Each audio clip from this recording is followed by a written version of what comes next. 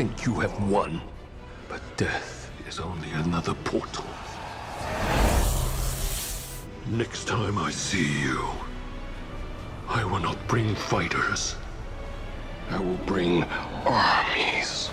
You will return to Outworld at once.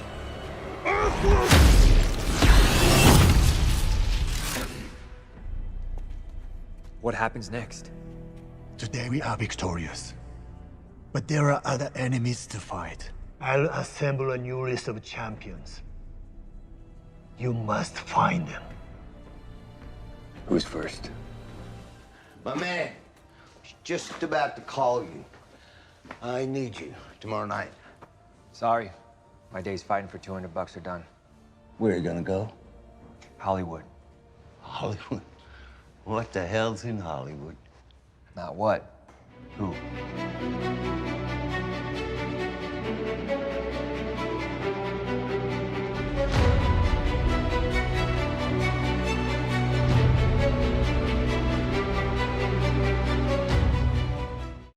Welcome back, everyone. This is going to be my Mortal Kombat movie ending and credit scene video. I'll also explain what they've said about the sequels. There's obviously clear setup for what's happening in the next movie, but they have multiple movies planned that they've talked about. So if you're brand new to the channel, be sure to subscribe to get all the videos. Obviously, careful for spoilers if you have not seen the movie yet, because we're talking about the ending and everything that happens during the film, all the Easter eggs. But you finally get your big answer about Johnny Cage, where he was during the events of this movie and why they weren't hyping him up until the very end of the film. So I'll explain what the director said about Johnny Cage himself, as well as some of the other characters and some of the other actors from this film, like Sub-Zero. The person who plays him said that he was signed to a 5-movie contract, just giving you an idea for how they're plotting all these films out.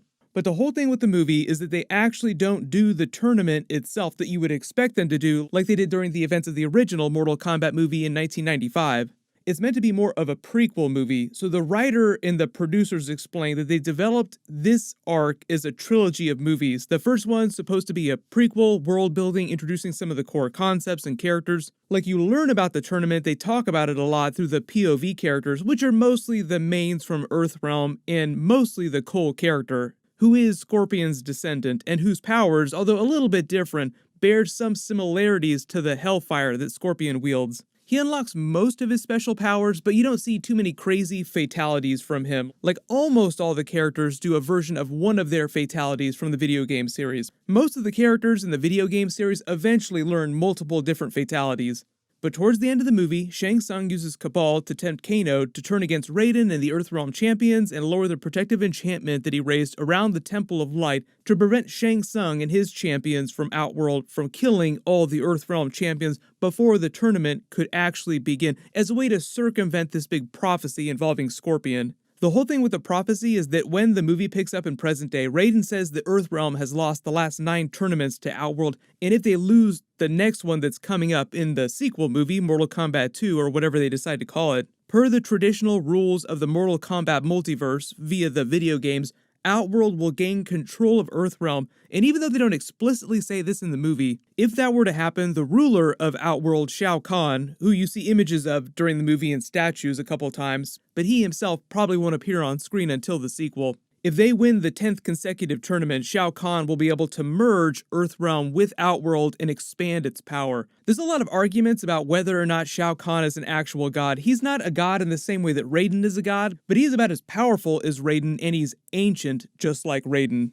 But Shang Tsung is able to kill a couple of the Earthrealm champions, so press F in the chat to pay respects to Kung Lao. And even though Kano switched sides, Sonya Blade winds up killing him to take his mark, making her the next Earthrealm champion. Even though he was a bastard, technically he was a member of Earthrealm's champions. They get kind of crazy with it because Bi-Han, for instance, the Sub-Zero character, was originally one of the Earthrealm champions back in the 1600s before he became full Sub-Zero, but then at some point he turned sides and became a champion for Shao Kahn. So the same thing happened with Kabal's character because he said he had history with Kano, like they knew each other from Earth. And the whole twist with Kano switching sides is also meant to be a reference to the video game series, because technically he is one of the antagonists from the video game that you fight. And in the original Mortal Kombat movie in the 1990s, it's kind of the same dynamic. Kano was probably one of the best parts of this movie. He stole almost every scene that he was in. But the whole third act of the movie is basically Shang Tsung's champions, Goro, Sub-Zero, Cabal, Raiko, Mileena, Nitara, Shang Tsung himself invading the Temple of Light, as the Earthrealm champions are still trying to learn to unlock their special powers. Slowly, with a lot of fatalities from the video games, they are able to kill all of Shang Tsung's team. The reason why they say the Scorpion versus Sub-Zero fight, why they hype it up so much, is because they're kind of going with that video game dynamic of the way they plot the fights out, and Sub-Zero is meant to be the final boss of this first movie. Not including Shang Tsung himself, because he is more powerful. Shang Tsung doesn't really fight during the film. Like when Kung Lao challenges him, he just says, "You're beneath me, you're not worth my time," and sets Nitara after him. Because in the video game series, Shang Tsung is meant to be the final boss of the first tournament arc. So that part of the movie was just a clever wink at that. Like he's saying, I'm not going to fight until someone on your team defeats all my champions in the tournament during the sequel movie. It was the same situation in the original 1995 Mortal Kombat movie with Liu Kang not really fighting Shang Tsung until the very end of the film. And Shang Tsung in this new movie does act similarly to classic Shang Tsung. He does kill people, he does use his sorcery to steal Kung Lao's soul, just like he stole souls in the original movie.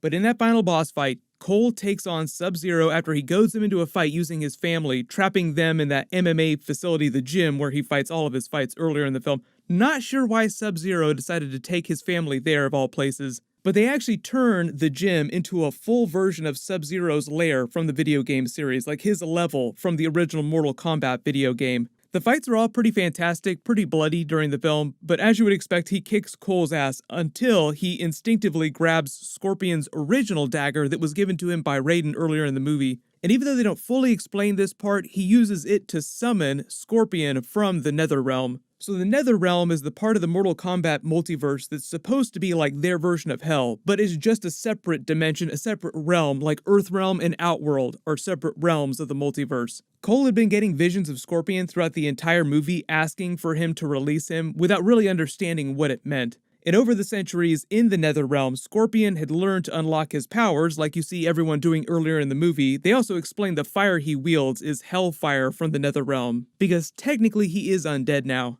But he and Cole tag team Sub-Zero, who presumably has been kept alive this whole time since the 1600s through Shang Tsung's magic and his own special abilities. Both he and Scorpion were originally marked as champions of Earthrealm. They both had the mark. That's why they have special powers.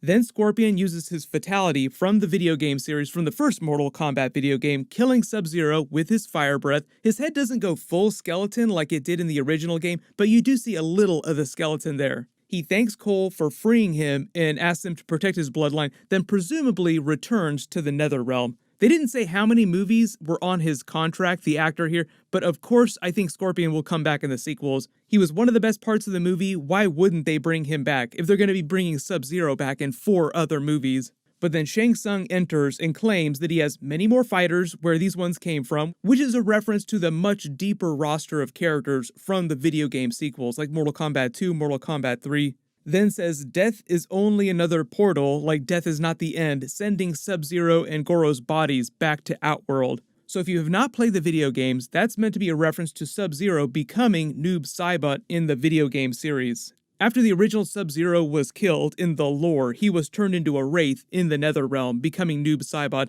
who was a secret unlockable character during the second Mortal Kombat video game. So this is them just teasing that he's going to come back as that character in the